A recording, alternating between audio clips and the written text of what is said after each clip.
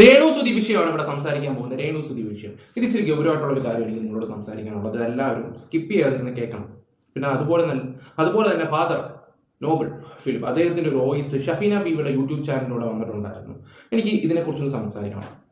കാരണം എന്ന് വെച്ചാൽ കഴിഞ്ഞ ഡിസംബറിലാണെന്ന് തോന്നുന്നു ആദ്യം രേണുവിന്റെ ഒരു വിഷയം ശരിക്കും ആളെ കത്താൻ തുടങ്ങിയത്. അതായത് രേണുസുതി ഒരു എന്താ പറയുക ഒരു ബ്യൂട്ടി പാർലറിന്റെ അങ്ങനത്തെ ഒരു പരസ്യം എന്ന് പറഞ്ഞു ഒരു ഡോക്ടറുമായിട്ട് കല്യാണം കഴിക്കുന്നതായിട്ടാണ് സോഷ്യൽ മീഡിയ വരാൻ തുടങ്ങിയത്. അത് മനഃപൂർവ്വം അവർ നെഗറ്റീവ് ഉണ്ടാക്കിയതാണ്. അങ്ങനെയാണ് ഇവർ എന്താ പറയേണ്ടത് ഒരു ചർച്ചയിലോട്ട് വരാൻ തുടങ്ങുന്നത്, ഒരു നെഗറ്റീവ് ചർച്ചയിലോട്ട് വരാൻ തുടങ്ങുന്നത്. ഫെബ്രുവരി ആയപ്പോൾ ദാസന്റെ കോഴിക്കോടുമായിട്ട് എന്താ പറയണ്ടത് കടൽ തീരത്ത് കടന്നിട്ട് കൂടുതൽ സംസാരിക്കുന്നില്ല, പാടുന്നില്ല. നമ്മൾ സീരിയസ് ആയിട്ട് കാര്യങ്ങൾ പറയണമല്ലോ. ഞാൻ പറയാൻ വന്നൊരു കാര്യം എന്താണെന്ന് വെച്ചാൽ അത് ഭയങ്കര വൈറലായി. അത് നെഗറ്റീവും പോസിറ്റീവും പല രീതിയിലോട്ടും പോകാൻ തുടങ്ങി. അതിനുശേഷം ഈ പറയുന്ന രേണുസുതി അങ്ങ് ബിഗ് ബോസ് വരെ ഒരു 7-8 മാസം എയറിലായിരുന്നു. ഇപ്പൊ കുറച്ച് നെഗറ്റീവൊക്കെ മാറി പോസിറ്റീവായിട്ട് വരിക. എപ്പം നോക്കിയാലും ഈ ഒരു കോണ്ടന്റ് നമ്മൾ സ്ഥിരം ചെയ്യുന്നതൊക്കെ തന്നെ.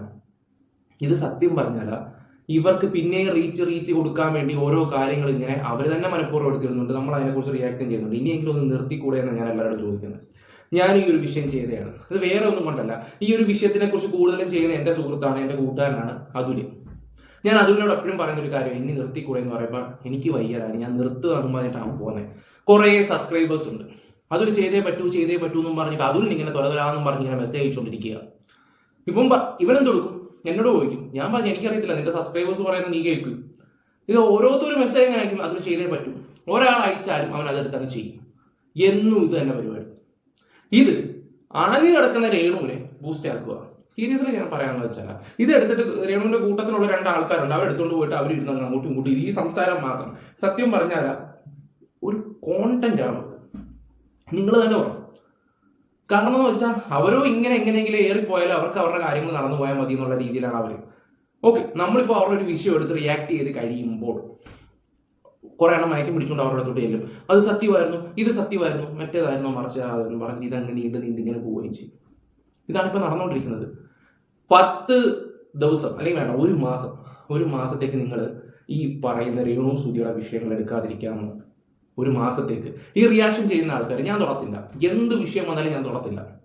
ഒരു മാസത്തേക്ക് നിങ്ങൾ എടുക്കാതിരിക്കാവോ? ഒരീച്ച പോലും കാണത്തില്ല രേണുസുതിയുടെ പുറകെ മൈക്ക് തൂക്കിക്കൊണ്ട് നടക്കാനാ. സീരിയസ്ലി ഞാൻ പറഞ്ഞാൽ ഫീൽഡ് ഔട്ട് ആയി പോകും, ഉറപ്പാണ്. പിന്നെ ഇവരുടെ കൂട്ടത്തിൽ 2 അവൾമാരും ഉണ്ട്. അവൾമാർക്കാണെങ്കിലും മിണ്ടാതിരിക്കാം. കാരണം ഈ ഒരു വിഷയം മാത്രം ചെയ്യുന്ന 2 എണ്ണം ഉണ്ട്. എന്നിട്ട് ഞങ്ങൾ യൂട്യൂബിൽ ഇൻഫ്ലുവൻസറുകളാണ്, അങ്ങനെയാണ് മാടേണ്ട കുറയെന്നൊക്കെ പറയും.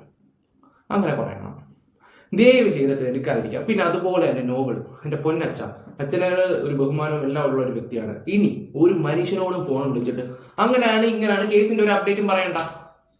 കുറച്ച് നാളത്തേക്ക് അച്ഛനും കൂടെ ഒതുങ്ങിയിരിക്കും. കേസിന്റെ ഒരു അപ്ഡേറ്റും പുറത്ത് പറയണ്ട. ഇതിപ്പം ഷഫീന ബീവിയുടെ ചാനലിൽ ആ വോയിസും കാര്യങ്ങളൊക്കെ വന്നിട്ടുണ്ടായിരുന്നു. അത് കേൾക്കാൻ ഞാനത് കേൾക്കുന്ന വിവീകരണന്റെ ചാനലിൽ കൂടെ ആയിരുന്നു.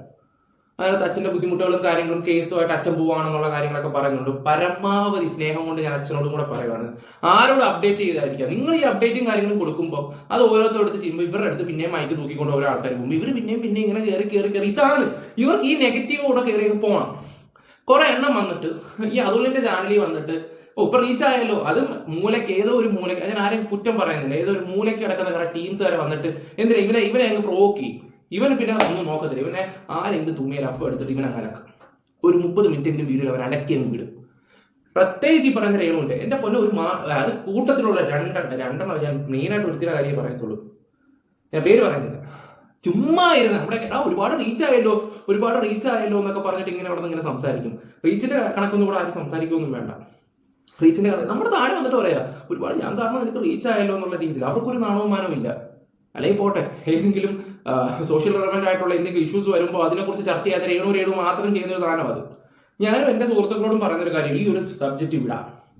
കാരണം വിട്ട് കഴിഞ്ഞാൽ ഈ പറയുന്ന രേണുസുതി അനങ്ങത്തില്ല, കൂടെയുള്ളൊരു മനുഷ്യർ അനങ്ങത്തുമില്ല, ഉള്ള കാര്യം തുറന്നു പറയാം. ഇത് തന്നെയാണ് ജനങ്ങളുടെ വരുന്നത്. പിന്നെ അച്ഛൻ്റെ ഒരു വോയിസ് കേൾക്കാൻ ഇടയായിട്ടുണ്ട്. ഞാൻ ഉള്ള കാര്യം തുറന്നു പറയാന്ന് വെച്ചാൽ അച്ഛനെ ഫുൾ നെഗറ്റീവ് ആവും. ഒരു കോമഡി പീസായി പോകത്തേ ഉള്ളൂ, കോമഡി പീസ്. ഞാനൊരു കാര്യം എൻ്റെ ജീവിത അനുഭവം കൊണ്ട് ഞാൻ പറയാം. നമ്മൾ സത്യങ്ങൾ തുറന്നു പറയുന്നവരും നേരെ കാര്യങ്ങൾ തുറന്നു പറയുന്നവരും ഓക്കെ ചിലപ്പോൾ നമ്മൾ സത്യസന്ധമായിട്ടുള്ളവരാണെങ്കിൽ നമ്മൾ കാര്യങ്ങൾ പറയുമ്പോൾ ചിലപ്പോൾ നമ്മൾ ഇമോഷണൽ ആവും. ഞാൻ എൻ്റെ ജീവിതത്തിൽ ആവാത്തൊരു വ്യക്തി കഴിഞ്ഞൊരു 1.5 വർഷം കൊണ്ട് ആയിപ്പോയി. ഞാൻ സീരിയസ് ആയിട്ട് പറയുന്നത്. അവിടെ പോകുന്നത് നമ്മുടെ വിലയാണ്. ഇവിടെ അച്ഛനെ പോലെ ഒരു വ്യക്തിയെ ഉപദേശിക്കാൻ ഡാനി സത്യനെ ആരും മറന്നിട്ടൊന്നുമില്ല. എന്നാലും ഞാൻ ഒരു കാര്യം പറയാം, നിങ്ങളുടെ ഓരോ സംസാരങ്ങളും കാര്യങ്ങളും ഇങ്ങനെ ഓരോ രീതിയിലും ഇങ്ങനെ കേൾക്കുവാണെങ്കിൽ അച്ഛൻ്റെ ഉള്ള വിലയെ പോകത്തുള്ളൂ. അച്ഛൻ സത്യം പറഞ്ഞ ഇതിലൊക്കെ വെറും ഒരു പുഴു കേസ് കേട്ടാണെന്ന് പറഞ്ഞ് എടുത്ത് ദൂരെ കളാം, അല്ലെങ്കിൽ ആ ഒരു വ്യക്തിനെ കുറിച്ച് സംസാരിക്കാതിരിക്കും, അതായിരിക്കും നല്ലത്. ആ വ്യക്തിയെ കുറിച്ച്, ഈ പറഞ്ഞ രേണു സുധിയുടെ കാര്യം, കേസ്, അത് ഇത് മറ്റേത് മറിച്ചതിനെ കുറിച്ച് ഒരു വ്യക്തിയോട് സംസാരിക്കാതിരിക്കും. അതിനിപ്പം എന്തെങ്കിലും കോടതി വിഷയങ്ങളോ കാര്യങ്ങളോ എന്തെങ്കിലും ഉണ്ടെങ്കിൽ അത് ജനങ്ങളെ അറിയിക്കുന്നെങ്കിൽ അറിയിക്കും. ഇനി ഇതുപോലുള്ള യൂട്യൂബേഴ്സിനെ വിളിച്ച് കാര്യങ്ങൾ പറയാതിരിക്കും, അച്ഛൻ്റെ വില പോകും. സീരിയസ് ആയിട്ട് അച്ഛൻ്റെ വില പോത്തേ ഉള്ളൂ. ഇപ്പൊ ഈ പറയുന്ന ടോണി അച്ചായന്റെ വിഷയം ഞാൻ ഒരു വിഷയം ചെയ്തുകൊണ്ട് ബാക്കി ചെയ്യാൻ കിടപ്പുണ്ട്. ഈ പറയുന്ന ടോണി അച്ചായൻ വന്നിട്ട് ഈ കരഞ്ഞു പറഞ്ഞ് സംസാരിക്കും, ചിലപ്പോൾ ഓക്കെ അയാളുടെ ഭാഗത്ത് ന്യായം ഉണ്ടെങ്കിൽ ഓക്കെ, അയാൾ ന്യായം ഉണ്ടെങ്കിൽ ഓക്കെ. പക്ഷെ ഇങ്ങനെ സംസാരിച്ചൊക്കെ വരുമ്പോൾ ഒരു കോമഡി പീസായിട്ട് തോന്നുന്നില്ല, ഇയാൾ ഇങ്ങനെ കാര്യം സംസാരിക്കുന്നതൊക്കെ ചിലപ്പോൾ നമ്മൾ വിചാരിക്കും, ചിലപ്പോൾ അയാൾ സത്യസന്ധമായിട്ടായിരിക്കും പറയുന്നത്. ആൾക്കാരുടെ മുമ്പിൽ നമ്മൾ നമ്മുടെ വിഷമത്തോടെ കാര്യങ്ങളൊക്കെ പറയുമ്പോൾ ആൾക്കാർ ആ ഒരു സെൻസിൽ എടുക്കാറില്ല. അവർക്ക് നമ്മൾ ഒരു കോമഡി പീസ് അല്ലെങ്കിൽ ഒരു ബലഹീനത അങ്ങനെയൊക്കെ ഉള്ളവരായിട്ട്, ഞാൻ എൻ്റെ കൂടെ ഉള്ള കാര്യം പറയാമല്ലോ, എൻ്റെ ഒരു അനുഭവം കൊണ്ട് പറയണം. ഇടയ്ക്ക് ഞാനൊക്കെ എന്ന് പറഞ്ഞ ഒരു കാര്യം പറഞ്ഞാൽ നേരെ പോ എന്നുള്ള രീതി പറഞ്ഞു തീർക്കുന്ന ഒരാളായിരുന്നു. ചില കാര്യങ്ങൾ, ചില ബന്ധങ്ങൾ, ചില ഇഷ്ടങ്ങളൊക്കെ വന്നതിന് ശേഷം എന്താ പറയണ്ടേ, നമ്മൾ പോയി കഴിഞ്ഞാൽ അവർക്ക് ആരുണ്ടെന്നുള്ളൊരു ചിന്ത, അവിടാണ് നമുക്ക് എനിക്ക് പണി മാറിയത് അവിടെ. ഓക്കെ, ഇപ്പൊ ഞാൻ അതിൽ നിന്നൊക്കെ മാറി ഞാൻ എൻ്റെ ഒരു പഴയ ലെവലിലോട്ട് ഇങ്ങനെ വരുന്നപ്പോഴാണ് ഞാൻ ഇപ്പം അച്ഛൻ്റെ ഒരു വോയിസ് കേൾക്കാനായിട്ട് ഇപ്പം എനിക്ക് എന്തോ പോലെ, എനിക്ക് നല്ല പല ആൾക്കും അച്ഛനൊരു കോമഡി പീസായി പോവാണ്. ഞാനത് ഓപ്പൺ ആയിട്ട് തുറന്നു പറയാനുള്ള കാര്യം എന്താണെന്ന് വെച്ചാൽ, നാളെ ആരും കുറ്റം പറയരുത്. കാരണം നിങ്ങളെ അച്ഛനെ പോലെ ഒരു വ്യക്തിയുടെ അടുത്ത് ഇങ്ങനെ പറയാനുള്ള ഒരു ഇതൊന്നും ഈ കാണിക്കില്ല. എന്നാലും ഞാൻ പറഞ്ഞു തരികയാണ്, കാരണം നിങ്ങളൊരു കോമഡി പീസ് ആയിപ്പോവും. സീരിയസ്ലി ഞാൻ പറയാമെന്ന് വെച്ചാൽ, അതുപോലെ തന്നെ അതിൽ എൻ്റെ കൂട്ടുകാരനാണ്, നീ ഈ കോണ്ടന്റ് നിർത്ത്. ഞാൻ നിന്നോട് പലവട്ടം നേരിട്ട് പറഞ്ഞിട്ടുള്ള ഒരു കാര്യം, നീ ഈ ഒരു വിഷയം നിർത്തിയേ പറ്റൂ. എന്നോട് അല്പമെങ്കിലും ഒരു കൂട്ടുകാരൻ എന്ന നിലയ്ക്ക് ഞാൻ പറയുവാണ്, ഈ ഒരു കോണ്ടന്റ് നീ നിർത്തിയാൽ നിനക്ക് നല്ലതാണ്. അത്ര ഞാൻ അതിനോടും പറയുന്നുണ്ട്. വിട്ടുകള ഇവറ്റകൾക്ക് നമ്മുടെ കൂട്ടത്തിലുള്ള സബ്സ്ക്രൈബേഴ്സ് ഒക്കെ എന്നൊക്കെ പറയുകയും ചെയ്യും. അവർക്കൊക്കെ ഇരുന്ന് പറയാം, നമ്മൾ അലക്കുമ്പോൾ ഓക്കെ എന്തെങ്കിലും വിഷയം വരുമ്പോൾ, ചെറിയ വിഷയങ്ങൾ വിഷയം വരും, മെയിനായിട്ടുള്ള കാര്യങ്ങളുണ്ടെങ്കിൽ പറ. ഇതൊക്കെ ചുമ്മാ ഇങ്ങനെ പറഞ്ഞിട്ട് ഒരു കാര്യമില്ല. ഞാൻ സീരിയസ് ആയിട്ട് പറയാം, നമുക്കൊരു നിലയും വില ഉണ്ടാ. ഞാൻ അത് മനസ്സിലാക്കാം, നമ്മൾ നമ്മുടെ വില മനസ്സിലാക്കാൻ നോക്കുക ആദ്യം. അതുകൊണ്ട് അച്ഛ ഇത് വിട്, പിന്നെന്താ അതിലെ വിട്ടുകള. ഞാൻ കൂടുതലൊന്നും അതിനെക്കുറിച്ച് പറഞ്ഞാൽ അച്ഛൻ്റെ വോയിസ് ഷബീന ഇവിടെ ചാനൽ വന്നിട്ടുണ്ട്, അതൊന്ന് നോക്കാം. നമസ്കാരം മാഡം. നമസ്കാരം. ഞാൻ ബിഷപ്പ് നോബൽ ഫിലിപ്പ് അമ്പലവേലിൽ, കോട്ടയം ചങ്ങനാശ്ശേരിയിൽ നിന്ന് പറയുന്നു. മാഡം, നമ്മളെ കഴിഞ്ഞിടയ്ക്ക് കൊല്ലം സുധിയുടെ 2 മക്കൾക്ക് വീട് കൊടുക്കാനായിട്ട് വസ്തു കൊടുത്ത വിവരം പൊതുസമൂഹത്തിൽ എല്ലാവർക്കും അറിയാവുന്ന ഒരു കാര്യമായിരുന്നല്ലോ. അതിനുശേഷം ഉണ്ടായ സൈബർ ബുള്ളിങ്ങും മറ്റു പ്രശ്നങ്ങളും എന്നെയും എന്റെ കുടുംബത്തെയും എന്റെ മിഷണറി ശുശ്രൂഷകൾക്കും വരുത്തിവെച്ചതായിട്ടുള്ള പ്രയാസങ്ങള്, സമൂഹത്തിൽ ഞാൻ അനുഭവിച്ച വേദനകള് എനിക്ക് പറഞ്ഞറിയിക്കാവുന്നതിനപ്പുറമായിരുന്നു.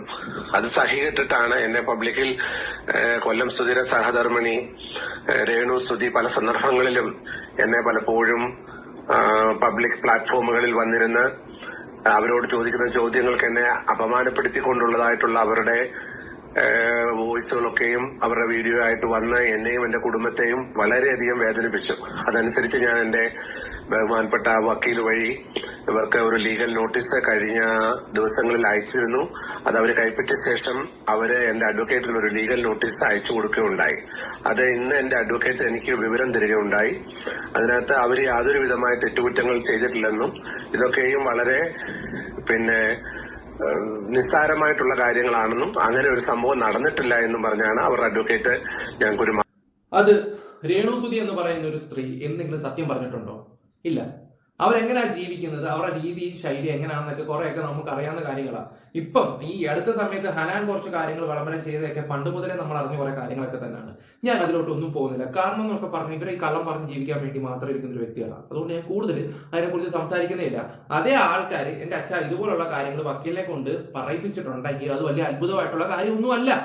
ഈ പറയുന്ന അച്ഛനെ കളിയാക്കിയിട്ടില്ലെന്നും അത് ചെയ്തിട്ടില്ലെന്നും ഇത് ചെയ്തിട്ടില്ലെന്നൊക്കെ പറയുന്നത് വലിയ അത്ഭുതമായിട്ടുള്ള കാര്യമല്ല. റോഡിൽ കിടന്ന് പട്ടി കുറയ്ക്കുന്നതിന് എന്താ, ആനയ്ക്ക് എന്താ കാര്യം എന്ന് പറയുന്ന പോലെ അതങ്ങ് വിട്ടുകളാം. ഞാൻ അത്ര അച്ഛനോടും പറയുന്നുണ്ട്. അവരെന്നാ സത്യം പറയുന്നേ, എന്ന് അവർ നിങ്ങളെ എത്ര വട്ടം കളിയാക്കുന്നത് കേരളത്തിലെ ജനങ്ങൾ മൊത്തം കണ്ടതാണ്. പിന്നെ ഒരു കാര്യം, കോടതി അത് പ്രൂവ് ചെയ്യുക, ഇല്ലെങ്കിൽ അവിടെയും തോറ്റുപോകും. പിന്നെ ഈ വോയിസിന്റെ ബാക്കി കൂടെ ഞാൻ അച്ഛൻ്റെ വെച്ചേക്കാം.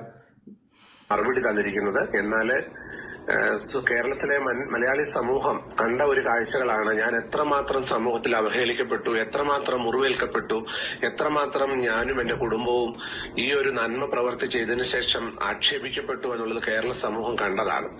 എന്നാൽ ആ അഡ്വക്കേറ്റിന് കൊടുത്ത നോട്ടീസ് അതിന് പ്രകാരം തീർച്ചയായിട്ടും തുടർന്നുള്ള ദിവസങ്ങളിൽ കേസുമായിട്ട് തന്നെ മുൻപോട്ട് പോകാനാണ്. കാരണം എനിക്കുണ്ടായ മാനസികവും മറ്റ് സാമ്പത്തികപരമായിട്ടുള്ള നഷ്ടങ്ങള് വിലമതിക്കാനാവാത്തതാണ്. അപ്പോൾ കോടതിയെ സമീപിച്ച് ഇതിനൊരു നീതി ലഭിക്കുക എന്നുള്ളതാണ് ഞാൻ ആഗ്രഹിക്കുന്ന കാര്യം.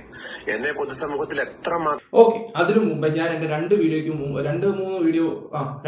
മുമ്പാണ് ഒരു വിഷയം പറഞ്ഞിട്ടുണ്ടായിരുന്നു. ഇതേ തന്നെ ഈ പറയുന്ന രേണുവിന്റെ കൂട്ടത്തിൽ 2 ചേച്ചിമാരുണ്ടായിരുന്നു. ആ ചേച്ചിമാർ സ്ഥിരം ഈ പറയുന്ന അച്ഛനെ കളിയാക്കിക്കൊണ്ടൊരു വീഡിയോ ഉണ്ടായിരുന്നു. അവരെ കൊണ്ട് വേണമെങ്കിൽ നിങ്ങൾ വീഡിയോ ഡിലീറ്റ് ചെയ്യിപ്പിക്കണം. അവർ നിങ്ങളുടെ വീട്ടിൽ വന്ന് മാപ്പ് പറഞ്ഞെന്നോ അച്ഛനൊന്നും പറഞ്ഞില്ലെന്നോ ഞാൻ അറിഞ്ഞ എന്താന്ന് വെച്ചാൽ അച്ഛൻ 2 വെള്ളത്തിൽ കളിക്കുന്നുള്ള സംസാരമാണ് ഇവിടെ വരുന്നത്. അച്ഛൻ ഇപ്പൊ അവരുടെ അടുത്ത് പറഞ്ഞപ്പോൾ അവരുടെ സ്നേഹത്തോടെ സംസാരിക്കുന്നു, മറ്റേവര് വരുമ്പോൾ സ്നേഹത്തോടെ സംസാരിക്കുന്നു. ഇവിടെ ഞാൻ ഒരു കാര്യം തുറന്നു പറയാം, അച്ഛനോട് സ്നേഹത്തോടെ പറയുന്നത് അച്ഛൻ ഇവിടെ 2 വെള്ളത്തിൽ കളിക്കുന്ന ഒരു സംസാരം പൊതുവേ ഉണ്ട്. ഉള്ള കാര്യം പറയാം. ദയവ് ചെയ്തിട്ട് ഈ ഒരു വിഷയത്തിനെ മാറുക. കേസും കാര്യങ്ങളായിട്ട് പോയി കഴിഞ്ഞ് അതിന്റെ ഒരു ഫസ്റ്റ് കോടതി ചെന്നിട്ട് അന്നത്തെ കാര്യങ്ങളുണ്ടെങ്കിൽ അതിനെ അപ്ഡേറ്റ് ചെയ്യുക.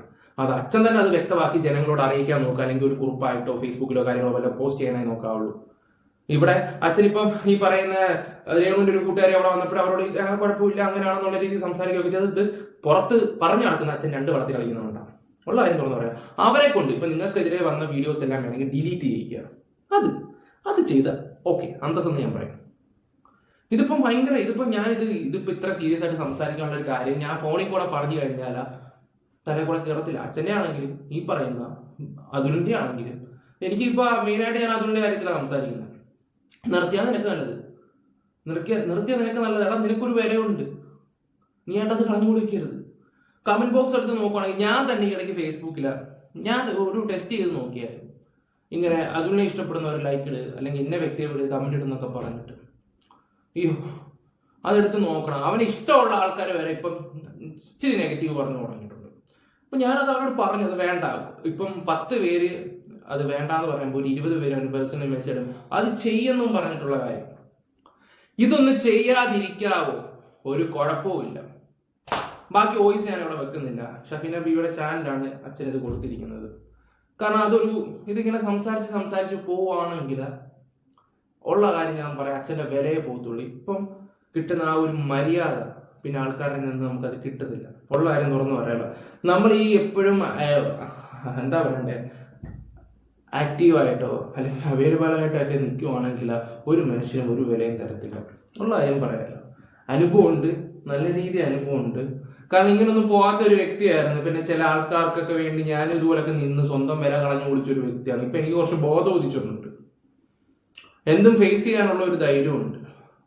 ആ ഒരു സ്റ്റേജിൽ നിൽക്കുമ്പോൾ എൻ്റെ കൂടെ ഉള്ളവർ എനിക്ക് ഇഷ്ടപ്പെട്ടെന്നവരും അതേ ഒരു ഇതിലോട്ട് പോകരുത്. ആൾക്കാർ ഒരു കോമഡി പീസായിട്ട് കാണരുത്. പ്രത്യേകിച്ച് ഞാൻ അതുകൊണ്ട് കാര്യത്തിലാണ് ഞാൻ പറയുന്നത്. ഞാൻ ഫോണിൽ കൂടെ പറഞ്ഞ് അവൻ ആ ഒരു സെൻസിൽ എടുക്കത്തില്ല. അതാണ് ഒന്നാമത്തെ വിഷയം. ഇവിടെ പോലുള്ളവർക്കൊക്കെ റീച്ച് കൊടുത്തിട്ട് എന്ത് കോപ്പുണ്ടാക്കാനാ? അതുകൊണ്ട് ഈ ഒരു കോണ്ടന്റ് നിർത്തുന്നതായിരിക്കും നല്ലത്. കാരണം ഈ രേണുവിന്റെ ഒരു വിഷയം ചെയ്ത് കഴിഞ്ഞാൽ സത്യം പറയല ഉള്ള വിലയെ പോകത്തുള്ളൂ. നമ്മുടെ എല്ലാവരുടെയും ഇവർക്കൊരു നാണവും മാനവും ഇല്ലാതെ ഇവർ ഇങ്ങനെ തന്നെ ഓരോന്ന് ഇങ്ങനെ ചെയ്തുകൊണ്ടിരിക്കുക തന്നെ ചെയ്യും. ഇനി അച്ഛൻ്റെ ഒരു കേസ് കേട്ട് മാത്രമേ ഉള്ളൂ. ആ ഒരു കേസ് കേട്ട് എൻ്റെ ഒരു അഭിപ്രായം വെച്ച് നോക്കുവാണെങ്കിൽ നമുക്ക് തൽക്കാലത്തേക്ക് ഇത് ചവിട്ടി വെക്കുന്നതായിരിക്കും നല്ലത്. ആരോടൊന്നും പറയാൻ പോകണ്ട. എനിക്ക് അത്രയും മാത്രം പറഞ്ഞാൽ അച്ഛൻ ആരോടും ഒരു അക്ഷരം ഉണ്ടായിരുന്നു. എന്തെങ്കിലും പ്രധാനപ്പെട്ട വല്ലതും ഉണ്ടെങ്കിൽ അത് ജനങ്ങളെ അറിയിക്കാനുണ്ടെങ്കിൽ ഒന്നെങ്കിൽ ഫേസ്ബുക്കിലോ വല്ല കുറിപ്പോ കാര്യങ്ങളോ അല്ലെങ്കിൽ അച്ഛനായിട്ട് തന്നെ ഒരു വീഡിയോ ഇടുക. അതായിരിക്കും നല്ലത്. കൂടുതൽ ഞാനൊന്നും പറയുന്നില്ല. ആ ഹനാന്റെ ആ ഒരു കേസ് കേട്ട് ഹനാൻ കുറച്ച് കാര്യങ്ങൾ പറഞ്ഞോടെ എല്ലാം തീർന്നതാണ്. കൂടുതലൊന്നും ഞാൻ പറയുന്നില്ല. അതിലെ സ്നേഹം കൊണ്ട് ഞാൻ പറയുക, മനസ്സിലാക്കുക. അതിപ്പോൾ എനിക്ക് വീഡിയോയിലൂടെ പറയണം എന്ന് തോന്നിയതാണ്. ഇനി നിനക്ക് എന്താണെന്ന് വെച്ചാൽ ചെയ്യാം. ഞാൻ കൂടുതലൊന്നും പറഞ്ഞില്ല. ബൈ.